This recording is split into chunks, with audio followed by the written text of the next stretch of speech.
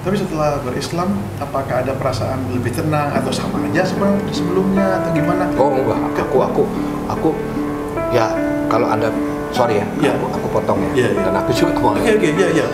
Itu spontanitas ya. Iya, nggak apa-apa. Berjujur pengen dengar. Jadi justru, gimana ya? Justru gue dapat ketenangan. Ketenangan dalam hidup. Iya. Dan gue maju. Iya. Gitu loh. Jadi kalau ada cerita soal itu, ya itu. Iya. Dan kalau Mas Dedi, nah gini, karena semua malah gue nanggung aman dan kapan lupa gue konten sama gue gitu. Gue pakai baju dewa. Gitu. Apalagi Anda datang kan, berarti mah gue dua idol gue nih udah. Jadi Tuhan buatan sare, Allah buatan sare. Iya benar ini, bukan istilah Medan angkat telur, bukan ya. Kalian berdua tuh memang sudah berhasil dan menjadi genius man.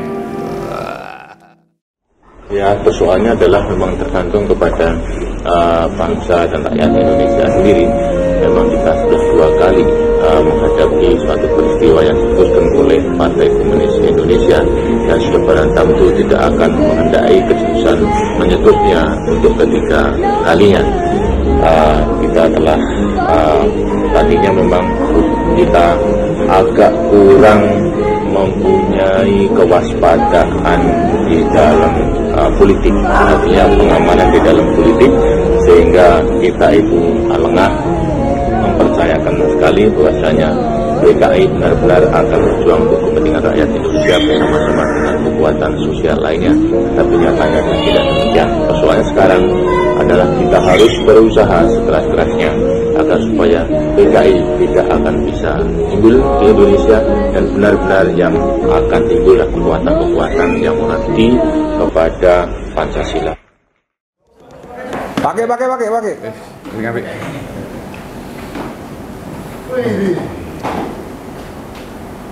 Sip. Oke. Ini oke nah. Pak Kolik. Putus pesan Pak Kolik. Bentar. Ya, oke. Layar itu padha. Digawe. Betul. Ngono, Pres. Itu alamatnya kirimin deh Pak Adi. Nggih. Paket ya. Tapi kan bisa lihat di Bandung. Oh, mulai di Bandung? Oh iyalah. Jadwal kan? Iyalah. Gampang nih ke Bandung. Kalau kakek jipuk luru aja. Karena aku kan nggak komersil. Oh iya. Beda, kan? Ya sampean beli lah kok. Kan selera nanti Mas Dari Pak. Sampean mau lihat yang apa? Ya, nanti lihat punya saya dulu aja. Oke. Baru saya lihat dulu. Kan sing jenenge sasingan sebagai ini. Bos, itu untuk yang 80 kilo ke bawah. Iya. Lu di sini nih, nah sini. Oh nggak sini. Enggak. Iya. Lu berapa kilo? dan lagi. Makanya. Terus Lagi bodoh gede ini. Ini teman-teman gua nih kesini tuh nggak pakai appointment, main dateng aja mereka ini. Orang Ponorogo. Kalau Bang Jeli, kan lu kan janjiannya Senin, gue janjiin dia Selasa. Gue nanya lu Selasa katanya oke. Iya, lupa Dia juga gua. ngomong gitu. Lupa ya Mas. Iya sama. Lupa. Ini sponsor aja, nggak boleh. Foto, enggak. Foto tuh, Dad. Saya lihat di TV aja pada Lihat di YouTube. YouTube. Bukan masker dulu kita. Nah, ini kan. Nah, ya.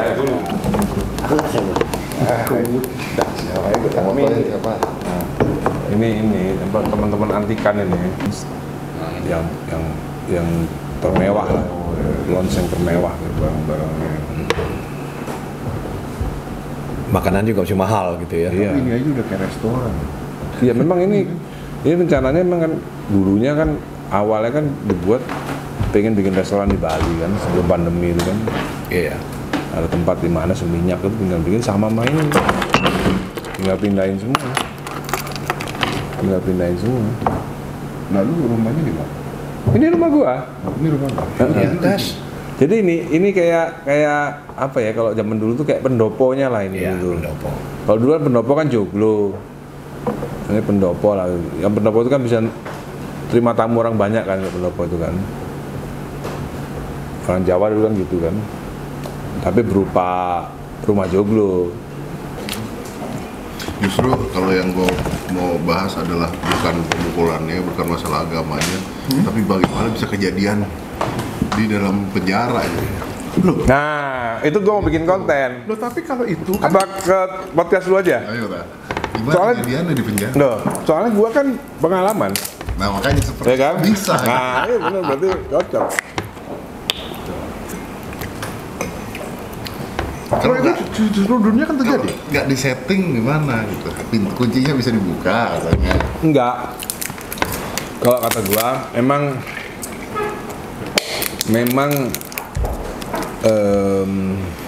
jadi sebenarnya gua ngomong ini bukti bahwa apa yang dituduhkan kepada saya itu nggak benar. Enggak benar, iya.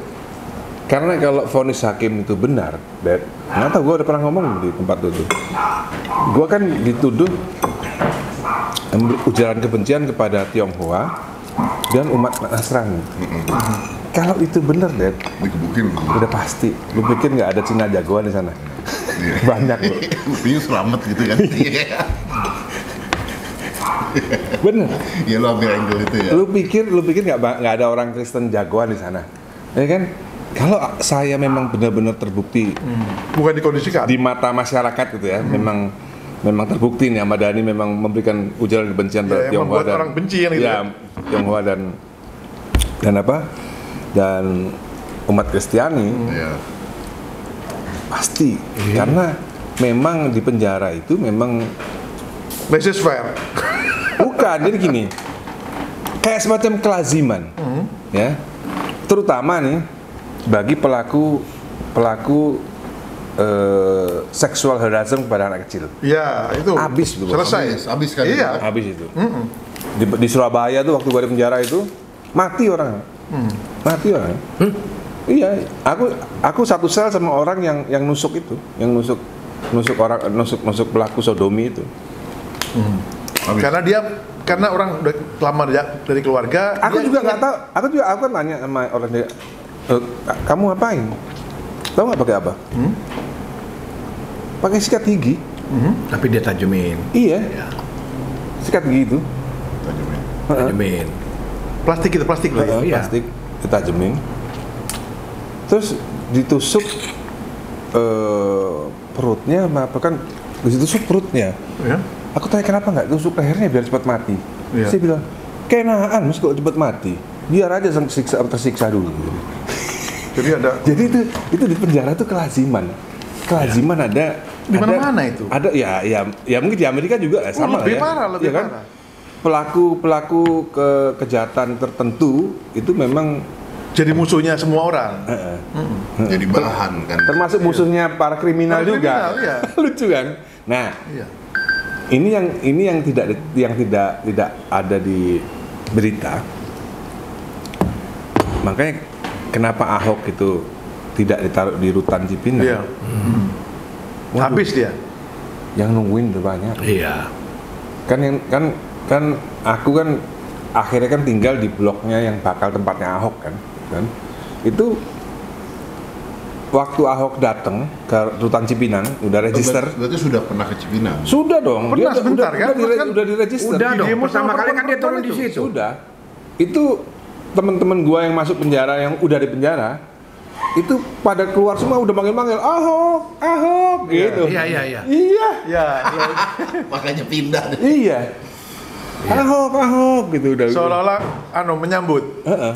Bukan nyambut dikasih makanan. Iya. Itu kamarnya Ahok kan udah Kayak kau siapin. dikasih palet. Kamarnya Ahok kan udah siapin. Iya. Kamarnya Ahok kan udah siapin. Itu udah isinya udah dilemparin tai manusia. Jadi memang ada ya kalau dulu kan pelaku pelecehan seksual kepada anak kecil ya kan. Iya. Nah sekarang ini bergeser rupanya ada tradisi baru. Entah itu akan menjadi tradisi baru atau cuman apa? cuman Ya, panas-panasan aja. panas-panasan aku nggak tahu. Mau coba Enggak, sedikit. maksudnya gini, maksudnya Iya. boleh berbeda agama, tapi memang itu ranah dia, bidang dia. Misalnya dia ahli bidang perbandingan agama-agama, profesor dia di bidang itu, iya. boleh. Nah, contoh nih, contoh. Boleh, tapi kalau dia bukan bidangnya ya jangan lah. Kayak misalnya kemarin tuh, Iya. Mayor Jenderal Dudung Iya. bicara soal agama Iya, sama Samad. saja. Nah, Iya. Dia nggak ngerti. itu kan bukan tupoksi dia. Bukan cuma itu, omongannya dia tuh salah udah Loh, jelas. enggak, maksudnya bukan masalah salah atau tidak benar. Iya. Ya, kita nggak bicara benar atau salah. Makanya kita juga nggak bicara Ahok benar atau salah. Itu di luar konteks lah, benar atau salah. Masalahnya tupoksi dia itu loh. Tugas pokok dan fungsi dia kan bukan ngurusin agama. Agama kan ranah private. Ya sebagai kepercayaan untuk dijalani itu private. Iya. Tapi sebagai sesuatu yang dikaji itu terbuka. Kita belum siap, Pak. Enggak, maksudnya gini, kecuali forumnya forum kajian. Nah ini kan Ahok kan bukan forum kajian. Iya. Mayor Jenderal Dudung juga bukan forum kajian, Iya, Pak, iya. gitu loh. Kalau menurut aku nih ya, ada unsur abuse of power di situ, Mayor Jenderal Dudung. Karena dia panglima loh, dia komandan loh, Dia Pangkostrat mau loh. conditioning. Dia bicara seperti itu di Pangkostrat maksudnya apa? Maksudnya Conditioning. dia, makanya Iya. itu. Kan kalau aku sih ya ngelihatnya itu ada sedikit entah banyak itu abuse of power sebenarnya. Karena itu bukan tupoksi dia. Boleh. Jadi kalau aku bukan masalah benar atau salah pernyataannya, tapi tupoksi dia nggak di situ gitu loh. Kecuali dia berbicara, misalnya nih ya, Ahok berbicara di dalam kajian agama, perbandingan agama-agama, bisa saja dong. Seorang gubernur mengumpulkan kiai, ini kita bicara soal perbandingan agama untuk supaya menyamakan visi, kebinekaan, menyamakan visi, ketoleransi. Nah itu mungkin aja dalam forum itu, tapi kok bukan forumnya ya? Di luar out of context. Udah belajar ya? Udah tahu sedikit-sedikit. Belajar dikit-dikit. Tapi ya kalau balik lagi ke tadi, dia non muslim bro, nggak bisa. Biar gimana pun jadi salah. Bukan ranahnya ya. Kalau orang Islam beda pendapat dari awal Hijriah udah beda pendapat, nggak ada masalah sesama Muslim, ya kan? Ya tapi kan ada yang logik, ada yang tidak. Contoh, suatu kali terlepas logik atau tidak logik, kita nggak bisa sebagai manusia kita agak sulit untuk makanya aku selalu berseberangan dengan kelompok Islam yang menganggap dirinya paling benar. Makanya sekarang kadang-kadang justru malah teman-temanku ini menganggap diri kelompoknya paling benar. Itu yang menurut aku malah aneh. Makanya aku nggak bergabung lagi di sana gitu. nggak boleh. Jadi di tengah-tengah terus dia dulu. Enggak lah. Enggak. Karena perbedaan ataupun munculnya perbedaan itu bisa sama-sama bisa diterima. Contoh satu kejadian kecil. Rasulullah mengatakan, tolong datang ke rumahnya Mas Dedi. Tapi menarik menurut Dedi, gue ada di tengah terus itu menarik. Aku malah nggak pernah berpikir seperti itu. Lo nggak pernah bikin di tengah ya? Enggak. Oh, Ahmad Dhani berada di tengah. Iya menurut dia. Buat saya ya. Iya. Iya. Tapi dia kadang-kadang dia nggak sadar juga, nggak menyadari itu. Karena demokratis kan konteksnya. Ya, tapi dalam yang tampil ke publik menurut saya setuju. Dia sejauh ini masih di kategori tengah. Tengah. Padahal kalau kita ngobrol pribadi, dia tidak terlalu tengah, dia cukup tegas, warnanya agak gelap gitu loh.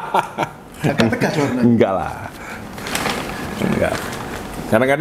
Kadang-kadang orang itu mau fans atau publik itu mau melihat apa yang ingin mereka lihat, kan masalahnya kan seringnya kan itu. Terutama di negara-negara yang kurang logik begitu. Iya. Dia ingin mengkonfirmasi yang jadi presumption-nya. Ya apa yang mereka mau lah. Iya. Tadi saya ambil contoh sedikit. Misalnya Rasul menyuruh si fulan kelompok ini datang ke rumahnya sana. Nah, diperkirakan akan sampai di sana maghrib. Maka asar. Maka Rasulullah mengatakan, nanti sholat asarnya di rumahnya Mas Dhani aja, gitu, dalam perintahnya kepada kelompok itu. Tapi di perjalanan, entah karena ngobrolnya kebanyakan atau karena terlalu santai, akhirnya sholat di tengah jalan sudah jatuh asar. Maka ini perbedaannya. Kelompok yang berangkat tadi, sebagian ngotot mau sholat dimanapun datangnya azan karena dia berpendapat pada ajaran sholatlah di awal waktu. Oke. Lalu sebagian lain mengatakan enggak, saya nggak sholat sekarang. saya ngikut Rasul. Pokoknya nanti kan sudah disuruh sholat di tempatnya fulan. Oke, dia menunggu. Tapi ternyata di sana sudah kelewat maghrib. Tapi tetap akhirnya sholatnya gabung, asar sama maghrib. Harusnya kan nggak boleh, zuhur sama asar. Oke, yang terjadi. Pulang dari sana, lapor sama Rasulullah. Loh ini Rasulullah, gimana nih tadi kejadiannya begini. Yang benar mana? Yang benar yang mana?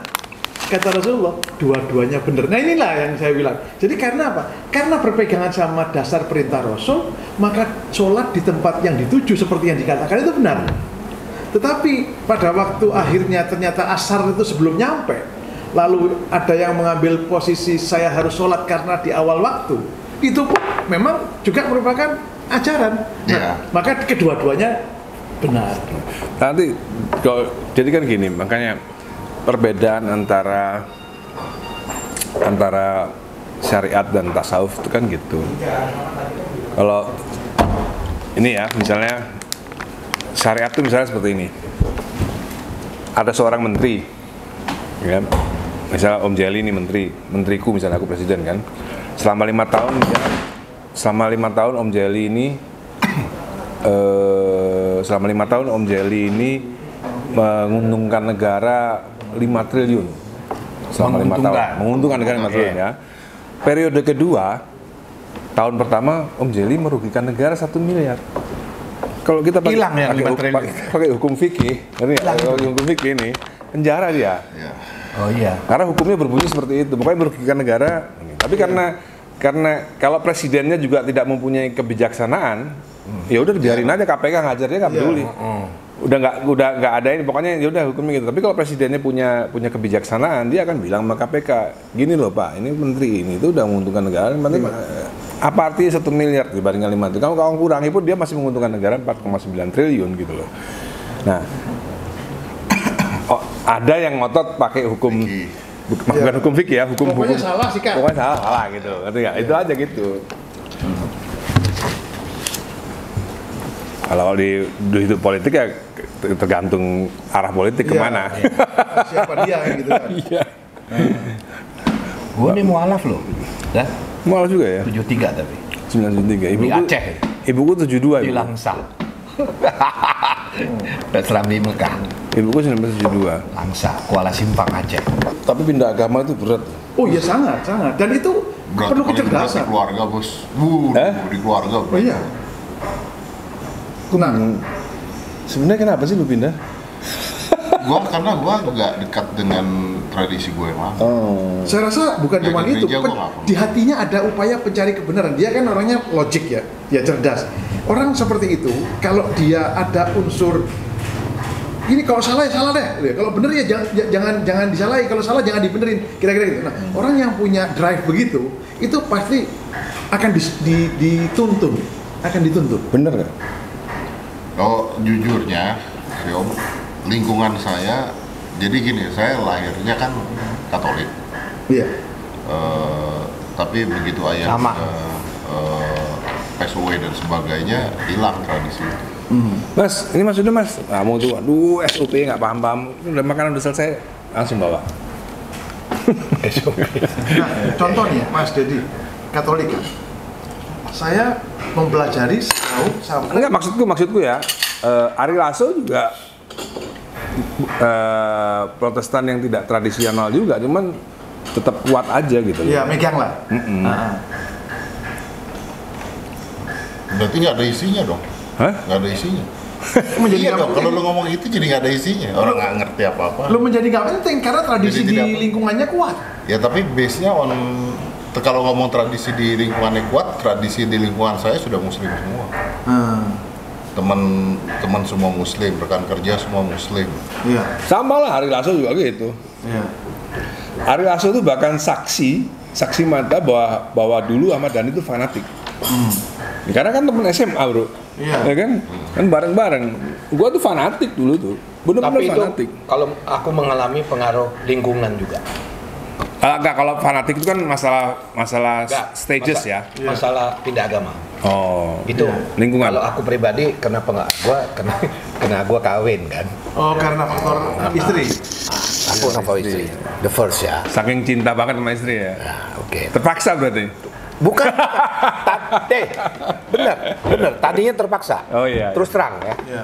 Aku mualaf. Enggak, soalnya mamaku nggak terpaksa. Mamaku itu kan Enggak. mualaf juga. Tadi ada memang ada kesan terpaksa. Yang penting gua kawin kan begitu, ya kan. Tapi lama-lama ya, meskipun aku udah divorce sama yang itu, tetap aku ingin membuktikan bahwa ternyata Islam itu That's it ya. Nah, itu aku lakukan sampai sekarang. Meskipun aku masih bocor-bocor Iya. sholat 5 waktu, ya bocor-bocor. Tapi aku punya prinsip bahwa selama kita berbuat baik sama orang, positive thinking sama orang, itu juga paling tidak lah ya. Kalau ngomong gitu di semua agama begitu. Iya, benar. Iya. Ya enggak, aku mau buktikan karena orang begini, lo kawin aja, nanti ada juga kayak gitu kan. Terus bahkan kadang ada orang yang pindah lagi. Setelah itu ditarik. Iya, pindah lagi. Bisa, Nah, aku sekarang membuktikan, aku dengan Uce 33 tahun udah. Jadi aku membuktikan bukan karena itu. Yang tadinya Karena terpaksa aku kawin, ya jadi pegangan. Nah, sekarang jadi pegangan banget. Kita usaha buktikan itu. Hidayahnya beda-beda gitu. Mamaku Ya, sih. justru malah meskipun bapakku udah meninggal ya, dia tetap menjadi muslim yang taat. Amin. Kalah taat lah aku. Jauh lah sama mamaku. Mamaku tuh lebih taat padahal dia mualaf. Padahal aku lahir born muslim ya, mamaku kan mualaf. Tahun 70. Wah, aku 73. 70. Ya karena lingkungan kan, gua lari. Ada mama. Ada di atas. Gimana di atas?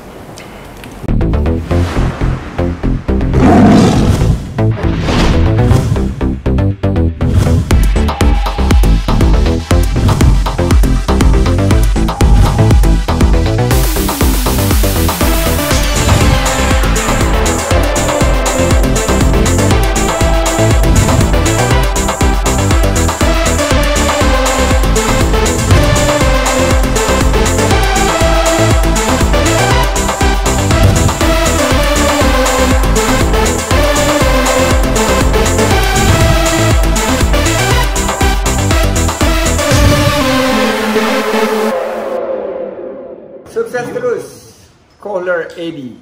Nah, sorry, Dad. Anda disunat? Iya, dari sebelum muslim. Oh, sebelum muslim. Aku juga sama. Cuman waktu ini Kalau saya nggak ada urusan sama Enggak, kalau itu kan bokap yang nyuruh. dari kecil. Bokap yang nyuruh.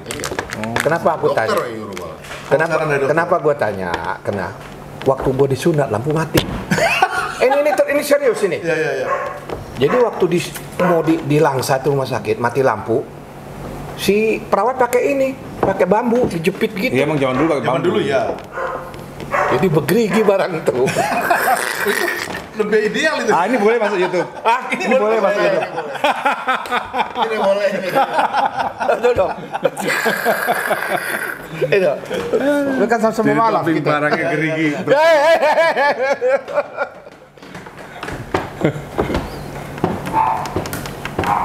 Enggak, terus terang buat aku susah loh. Apa pindah agama itu berat.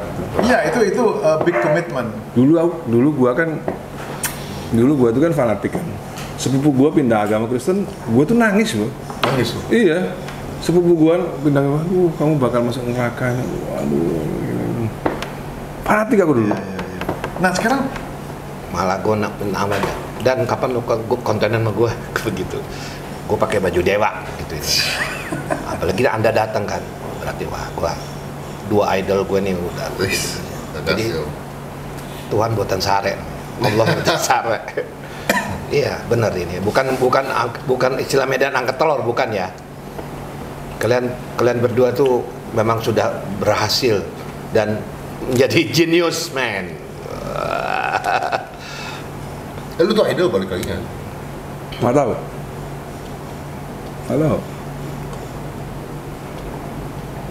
tapi setelah berislam, apakah ada perasaan lebih tenang atau sama aja sebelumnya atau gimana? Oh enggak, aku ya kalau Anda sorry ya, aku potong ya. Iya. Dan aku juga mau. Oke, iya.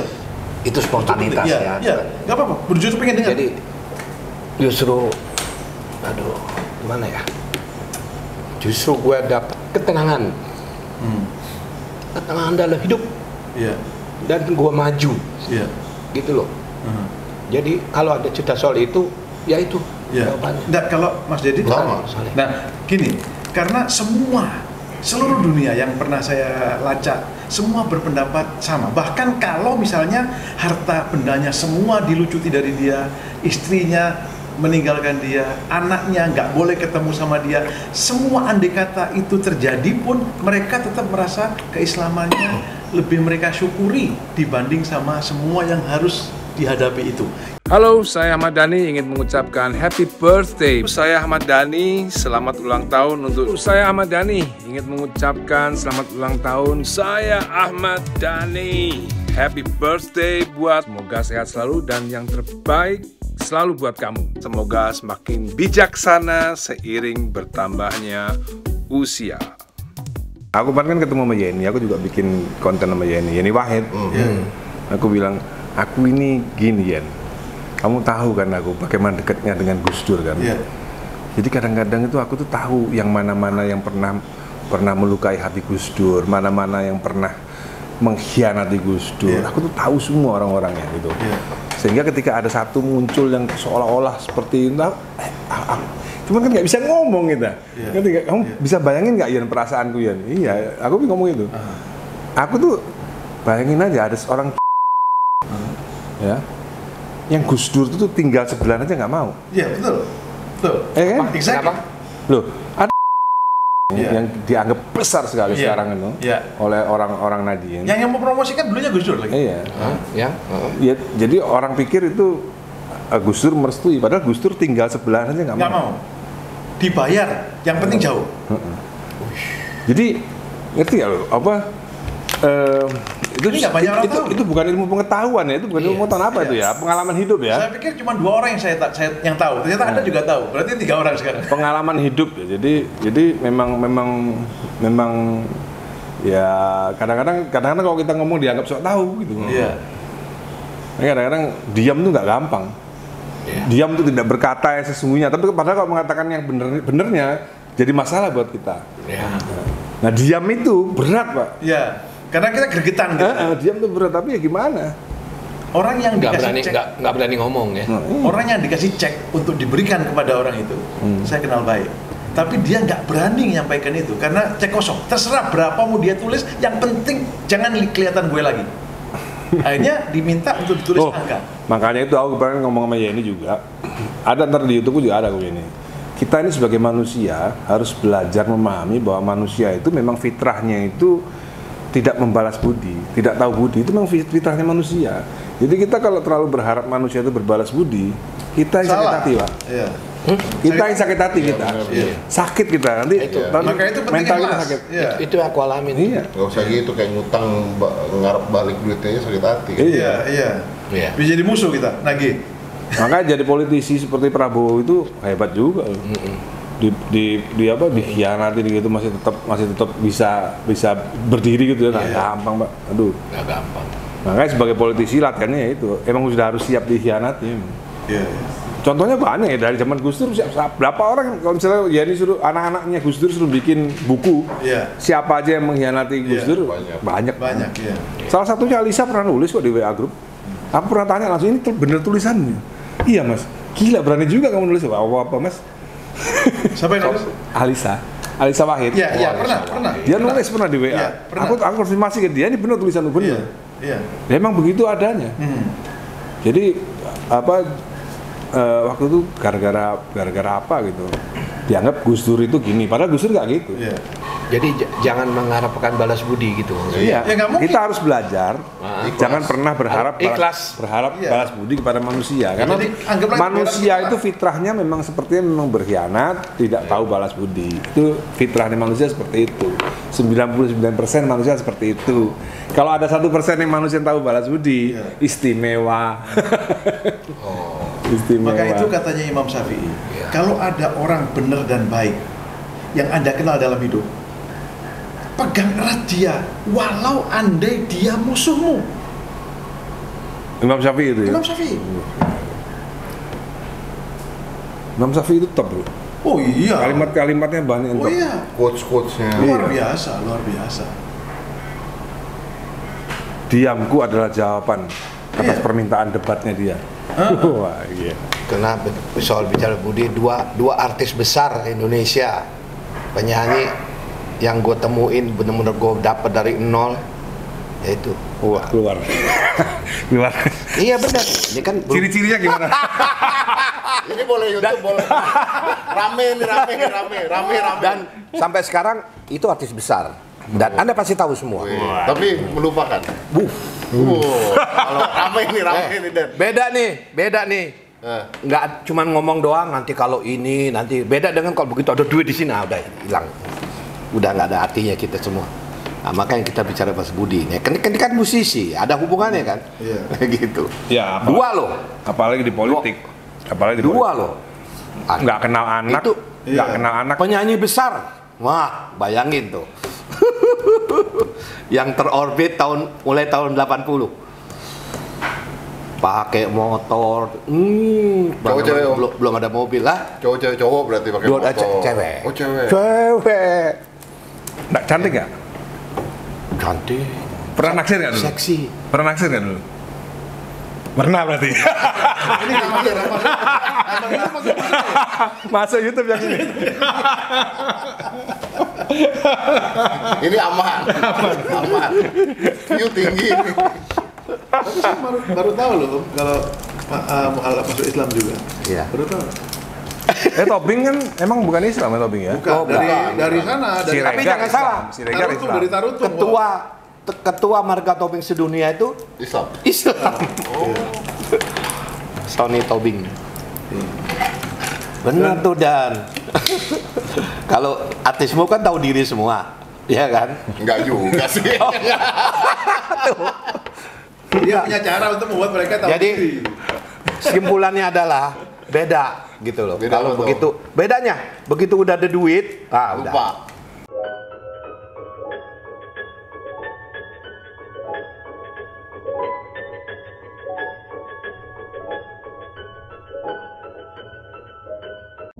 Yang ada di otak Anda, sing nang jero otakmu itu kira-kira Habib sopo. Nah, tanamkan oke, Habib itu ya, oke. Sekarang pertanyaannya, kira-kira Habib yang ada di otakmu itu kira-kira kalau misalnya mimpin perang dengan 700 pasukan melawan 3000 pasukan, kira-kira berani nggak?